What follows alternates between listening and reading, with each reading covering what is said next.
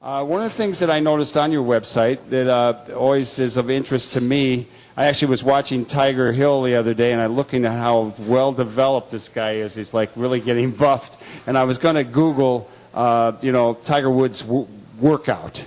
I haven't gotten to that yet, but I would be interested to know what your suggestions on training for the people who ride in Tour d'Afrique. Tell us a bit what you suggest people do and how they train for a ride like this. Yeah, I think it's a difficult one to train for because I guess nothing really prepares you for the day in, day out of cycling on some pretty tough terrain. You know, we cycle through sandy roads and corrugated roads and rough roads, some pavement as well. But what we generally suggest to riders is that they just start getting on their bike more often early 6 months before the tour starts, and start putting in some long rides. It doesn't necessarily have to be fast rides, but start getting used to being on the bike for a long period of time. We also recommend that they plan a weekend or a 3 or 4 or 5 day trip on their own on their bike to experience that side of it as well, to get out and be on the road and to be traveling every day and moving every day. So beyond the physical, I think we always tell people more importantly than that is you just have to be kind of headstrong, and you have to keep in it mentally. It's very easy to burn out on the trip and to get frustrated and to wish you could have a shower, when you're sweating it out in the middle of the desert. How many people drop out? We actually don't have too many that drop out. We on certain years we've had 4 or 5, but on most years we've had 1 or 2 that will leave the trip because they're either not having a good time or something's come up at home or whatever. I think most people will tough it out as much as they can, and some will take a little vacation from the Tour d'Afrique as well, and they'll go lay on a beach for a couple of weeks and think about what they're doing and then come back to us. Nice. Well, let me ask you finally, what type of bikes do people use? What do you recommend? I remember the excitement I had when I discovered mountain bikes and got my first Ross. And, that's about my speed. Out on the grass, back in the alleys. I ride around on it now and then. But what do you recommend? Are these like road bikes? Are they, all-terrain bikes? Yeah, they're mountain bikes. I think for most people, they'll bring a front suspension mountain bike. So you'll want to have something to absorb the bump and grind of some of the bad roads, but nothing too extreme because you are still riding on the pavement a lot. Some of the top racers that come with us will ride on a cyclocross bike, more of a road-style bike.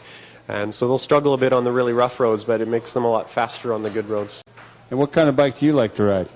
I have a cyclocross bike, but I wouldn't say I'm fast. I go at my own speed, and it's an old steel cyclocross bike from about 12 years ago that I've ridden in many countries now. So. Well, Shanny Hill, it's been really nice talking to you. I'm looking forward to seeing this movie, and as you said, we'll be able to follow it sooner or later, and the movie is called Where Are You Go?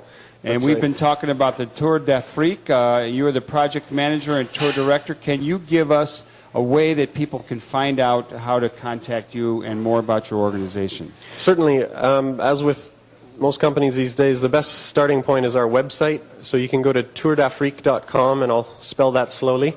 It's tourdafrique.com.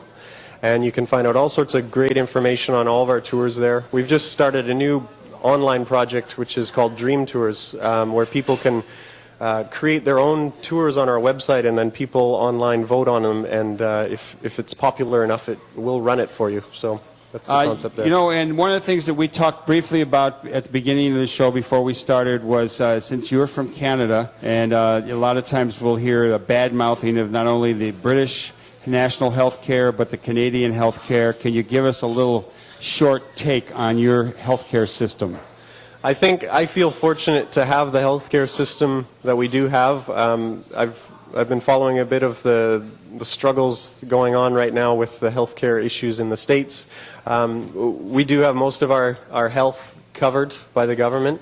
I was mentioned to you earlier that some of it's slowly being clawed back over the years, so that we pay for more and more peripheral services, I guess you could say. But I do feel very fortunate that we don't have the large expenses and have to worry about it, private insurance companies like a lot of people in the U.S. or not even have any insurance. And you look like a real healthy guy. Thanks for coming on Live from the Heartland. Thank you. I just wanted to... add some stuff. Sure. I wanted to give you a little gift for the listeners at home. It's a jersey from one of our tours, I think from last year's tour. So just a little thank you for having us on the show. I'm going to have to lean down a little bit, I could see. This will look good. And thanks so much. I'll be on my bike this afternoon. Thanks, Shanny. Oh, you're very welcome. We'll see you after the show. Nice to meet you. Okay. Okay, everybody, big round of applause. This is wonderful. Let me hold this up. Okay.